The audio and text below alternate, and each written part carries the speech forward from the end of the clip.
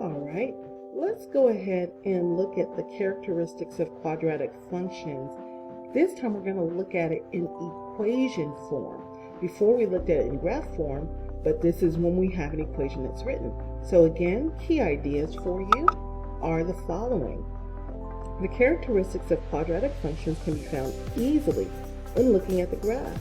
We can also use different forms of quadratic equations to identify characteristics. So we have standard form, which is f of x, and we know f of x can be also stated as y equals ax squared, and it's very important that you understand that this exponent is what tells you that this is a quadratic.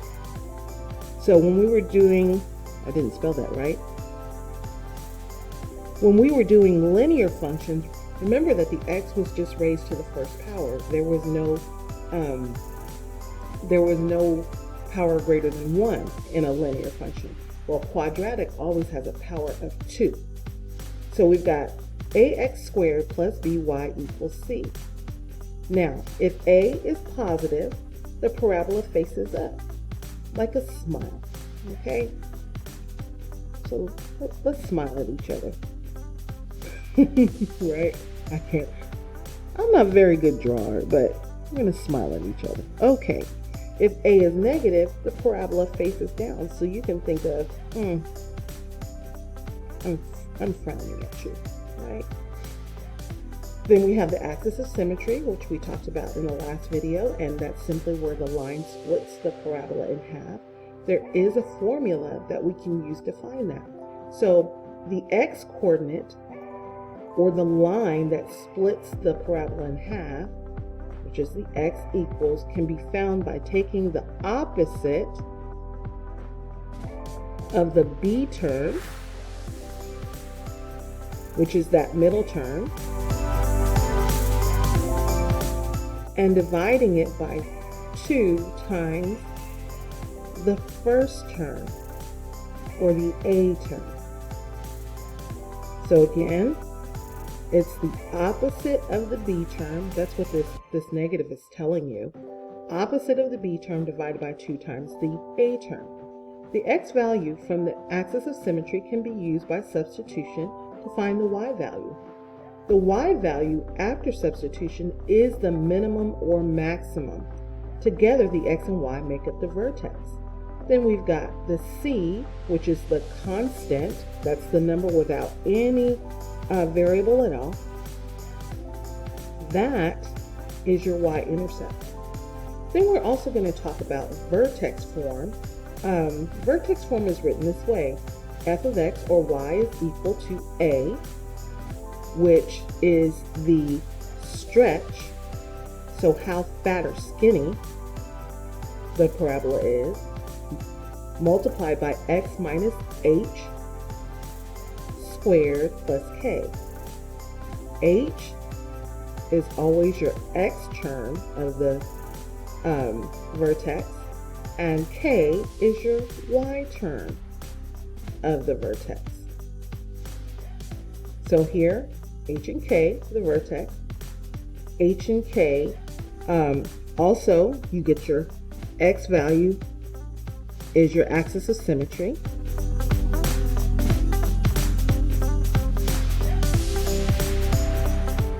And h is the opposite value, meaning movement left or right. So when you see h, it's talking about the fact that the quadratic moved left or right on the x-axis.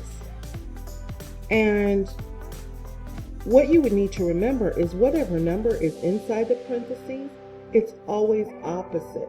So if I had the parabola move 5 spaces, say it was at positive 5, then I would write it as negative 5 inside these parentheses. And then whatever movement up or down is always exact. So k is the exact value, movement up and down. So this is the part that's on the y. So we also have factored form, which we will come up with later, and we'll work with this later. Factored form is y is equal to a, which is the stretch, and these two parentheses are actually telling you about where the zeros are. So we have zeros, roots, solutions, x-intercepts, and factors. All of these words can be gotten or used to determine where the parabola crosses the x-axis. That's what we're talking about, zeros, roots, solutions, and x-intercept, factors. So here we're asked, let's go ahead and get started with the math, right?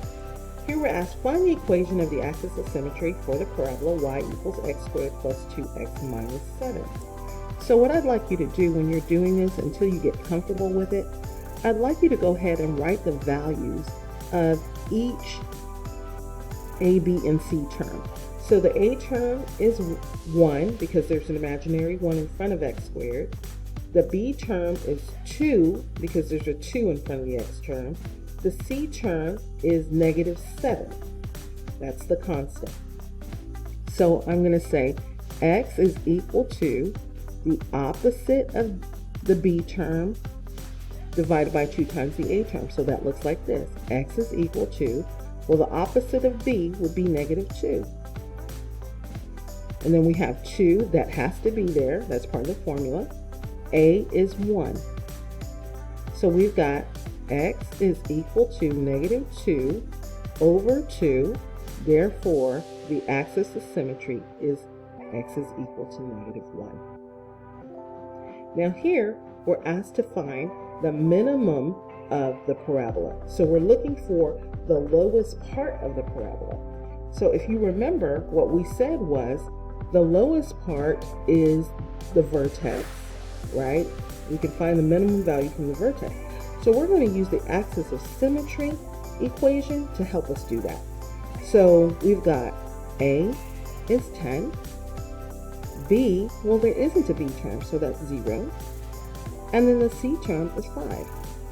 So we've got X is equal to the opposite of the B term divided by 2 times the A term.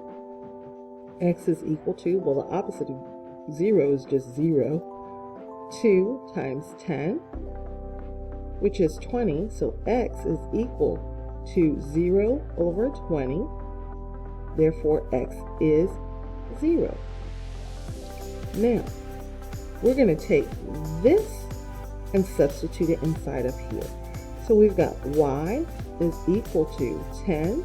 Well, 0 is X, so I'm going to put 0 squared plus 5.